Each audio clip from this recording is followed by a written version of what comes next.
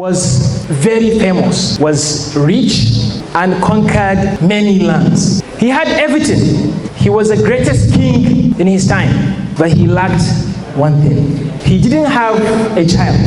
And he was worried. He was getting older, and he was about to die. And he said, who is going to be my successor? I don't have a son. I don't have a child. And then what he did was, he said, he's going to adopt someone. He's going to bring one brilliant young man or young lady from the town and adopt that person as his child.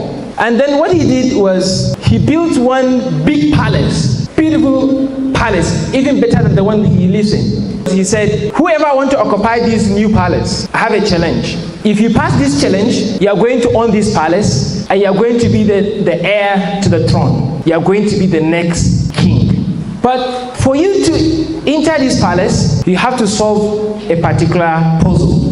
And then he said, everyone can come and try to solve this puzzle. And young people started coming. Everyone was trying to solve this puzzle, and they couldn't. They invited people from other towns. They started coming. They wanted to solve this puzzle so that they can enter this big new palace and become the heir to the throne. But none of them was able to do that. Late at night, 3 young men were left.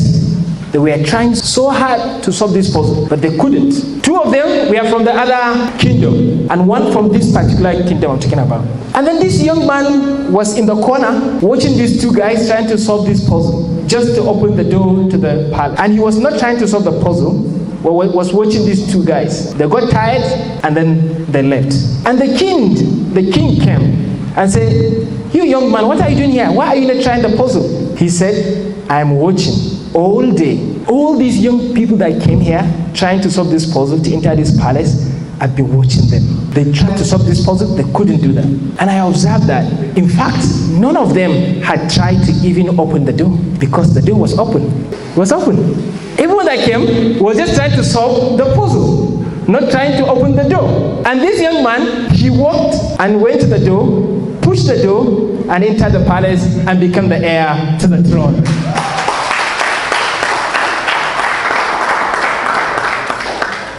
Interesting story. The moral lesson is that most of our solutions are not as big as we think of our problems. You might think that your problem is as big as a mountain, and you might start looking for a mountain solution. Mountain look like a solution. Sometimes to solve our problems in our lives, to fix our issues in our lives, we just need a simple solution. Sometimes we just need to push the door. Most times we think most of our doors to success are locked up. We have to solve big puzzles. But most doors to success are open.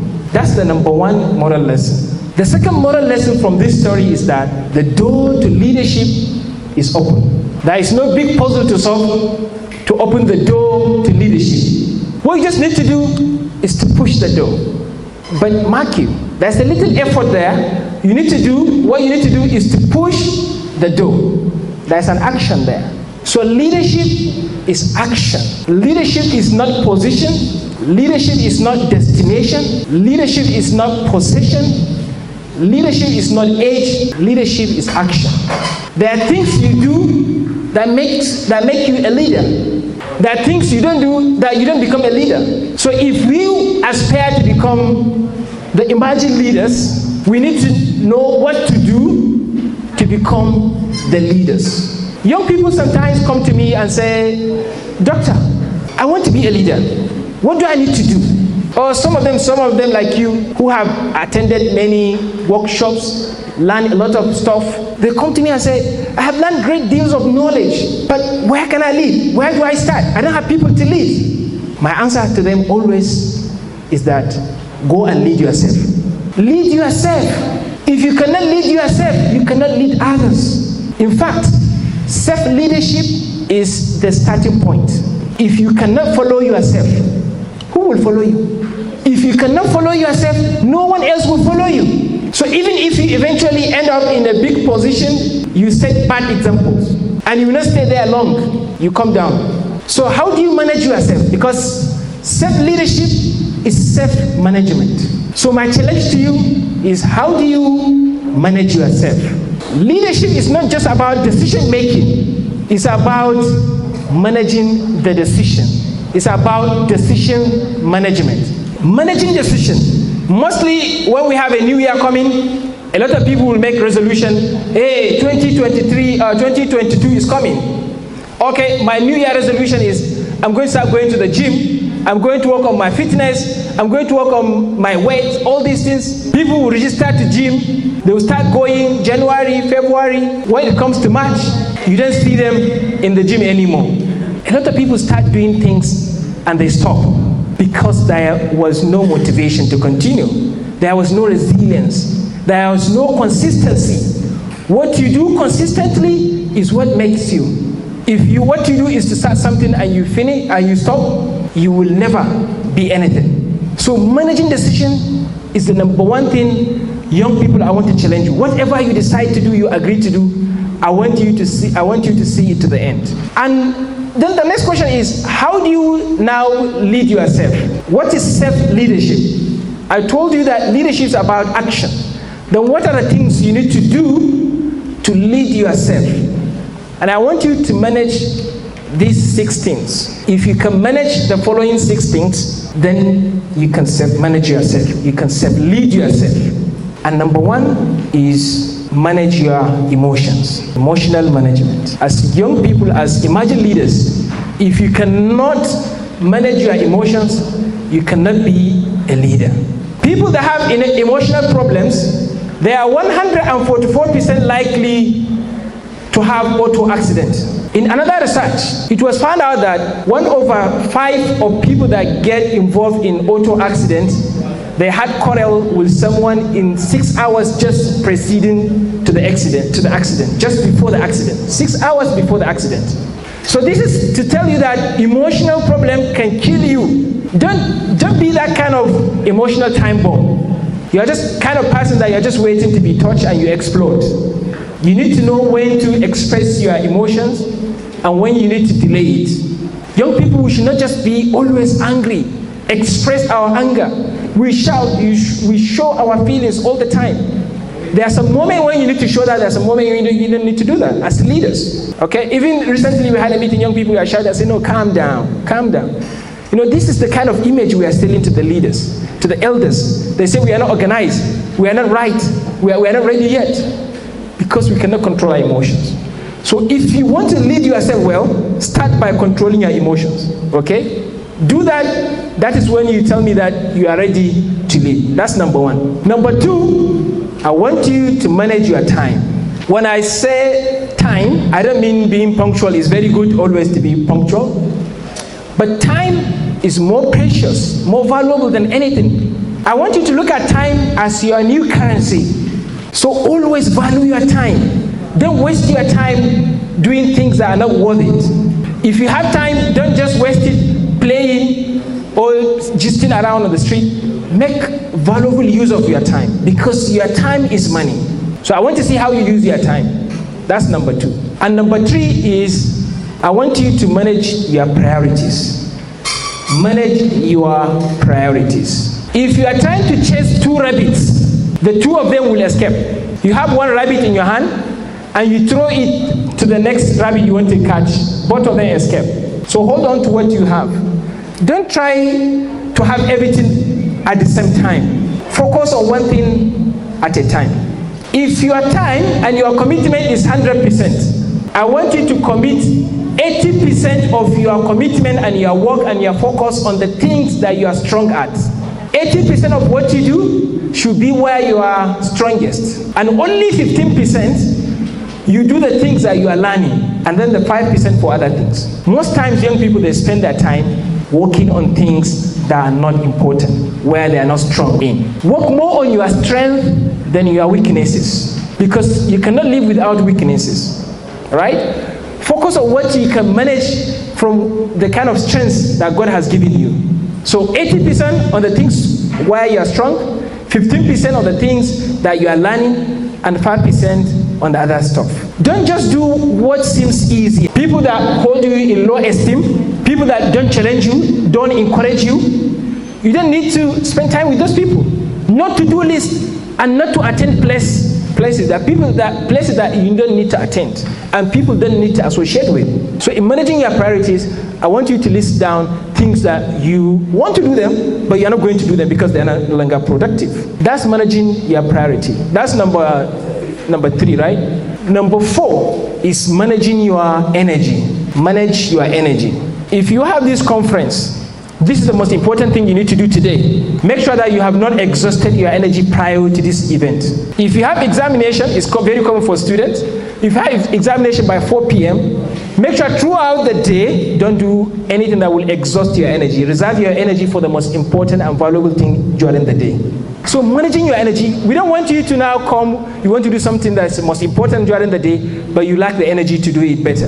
And then the next one is managing your thinking. There are 2 types of thinkings or thoughts I want you to be careful of. There are some limiting thoughts and there are some damaging thoughts. Limiting thought that says, no, I cannot do it. No, I'm not enough. I'm not good at this. All these things that you tell yourself. Negative thinking, negative belief. I want you to be aware of those negativities and tell yourself you can do it. Change and convert these limiting beliefs into positive beliefs. If you say you cannot do it, if your mind is telling you cannot do it, tell it that you can do it. If you say you don't have it, tell it that you have it. Because there's always an excuse not to do anything. But you have to overcome these excuses. And there are some damaging thoughts. Damaging thoughts about this involves like stress, like griefs, like pain, like anger, frustration you carry in your head. These things consume your intelligence and makes you less intelligent. So always when you realize that you are so stressed, try to manage your stress, because stress, it kills your brain. So don't overwork yourself too much because you want to succeed. Now you want to do it the whole day. No, the brain always wants you to rest. Okay? Have 45 minutes of work, relax. 45 minutes of work, relax. Don't stretch yourself and work for 3 hours or study for 3 hours, 4 hours. You become exhausted. And the brain does not like that. And then the last one is I want you to manage your words, what you say. Not only what you say, but how you say it. Talk less or less when needed. And if you have to do that, say valuable things. Say relevant things. Okay? Listen more than you talk. That's why you have 2 ears to listen twice and 1 mouth to talk once. So young people, we don't want to just be so talkative, garrulous. We always want to talk. And until when we are no longer making sense. So if you want to lead, you want to be a leader, you call yourself Imagine Leader, I want to challenge you in these 6 areas. Go back home and look at yourself, judge yourself, score yourself in each of these areas, and see how well are you managing these areas in your life. There is nothing you cannot become. There is no kind of a leader that you cannot become. I like it when the MC said he has characters he wants to be like. He watched them, he looked at them on social media. You too, you should aspire to become something. There is nothing you cannot become in this world if you apply these 3 frameworks I'm giving you. One of the big secrets, mindset. I'm giving you 3 M's. Okay, this is another subtopic, right? Now these are the frameworks to success. For you to succeed in anything, the first M is changing your mindset. Let me give you a story of an elephant. A baby elephant was born, and she was tied to a particular, to a stake. I'm sure you know stake, right? Like a post, like a pole. Tricky in Hausa. She was tied to this stake with a little, very tiny rope. And the elephant was very small, was a baby elephant. She struggled to pull itself out of this stake so that she can wander. But she couldn't do it because she was so small, not so strong, and so weak to pull this stake out, or to pull itself out of this stake. And then she agreed that she does not have the strength and the powers to pull herself out of this stake. And then she settled down and she stopped trying. Time went by, and this elephant grew in strength and power enough to pull this stake out, itself out of this stake. But yet, this elephant remained tied to this stake. Why? Because she was carrying her former belief when she was baby that she could not pull itself out of this stake. You see, you are also changing. You are getting new experiences. Because you couldn't do it when you are smaller or when you are younger, it doesn't mean that you cannot do it today. We tried something last year or 2 years ago, but we couldn't do it. But we still tell ourselves that even today we cannot do it. Even if you tried it yesterday and you didn't do well, or you couldn't do it, or you are not successful, that doesn't mean today you cannot. So don't carry over your previous limiting circumstances or limiting belief to the present moment. Don't be like the elephant that remain tied to this inconsequential rope and a flimsy piece of metal like the stake. So always try, because you are growing in strength. So change your belief. Don't be like the eagle that grew and lived its life thinking that it was a chicken. A young man was walking on the street and he saw an egg, an eagle egg. And he picked that egg and went and put it in the nest of a hen. Hen was having some eggs there. And the hen climbed on top of those eggs and hatched the eagle egg. And the hen gave birth to the eagle. And the eagle grew with other chickens around. He poked around in the dirt. He clocked around. He would fly just 1 foot above the ground and come down. He did everything chickens do, because he lived his life thinking that he was a chicken. One day when he grew so old, he was looking at the sky. He saw one big bird on the sky, even covering the sun, flying majestically on the sky. And he called his chicken sisters, or brothers. He said, "Hey chickens, come, come, come. Do you see that? What's that?" And the chickens said, "That's eagle. That's the master of the sky. That's the king of the birds. You cannot be like that. You cannot belong there. Come on, let's just go and poke in the dirt." And then the eagle believed that. He agreed. He lived his life and he died as chicken. Not knowing that he was meant to fly. He was meant to be the king of the birds. He was meant to be the master of the sky. But he died as a chicken.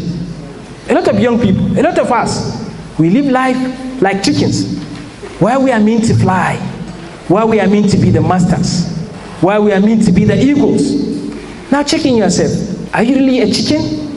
No, no, no. You are an eagle. You are meant to fly. So change your mindset. What you believe you are is who you become, is what you are. Change your thinking, change your life, empower your thoughts. So if you have this mindset, you can do it, you can do it. The next framework I'm going to give you, which is the second M, is motivation. We remove this out of you. We strip you out of the money you have. Then who do you become? If you are nobody, then you are nobody. But if there is no money, there is no power, there is no politics, there is nothing, then who are you? If you are somebody, then you are somebody. Don't value people or judge people by just how much they possess, but what they have, the contribution they make, the impact they make, the value they are adding. And so you too. You don't just judge your success by how much money you have. That's the only way you can say you are successful, is when you have money. No. If you are making impact in your community, in your society, or in your life, you are making success. Because leadership is not only impacting externally, but impacting internally. The most difficult and most important aspect of leadership is changing inside. Because when things are changing from the inside, great things happen.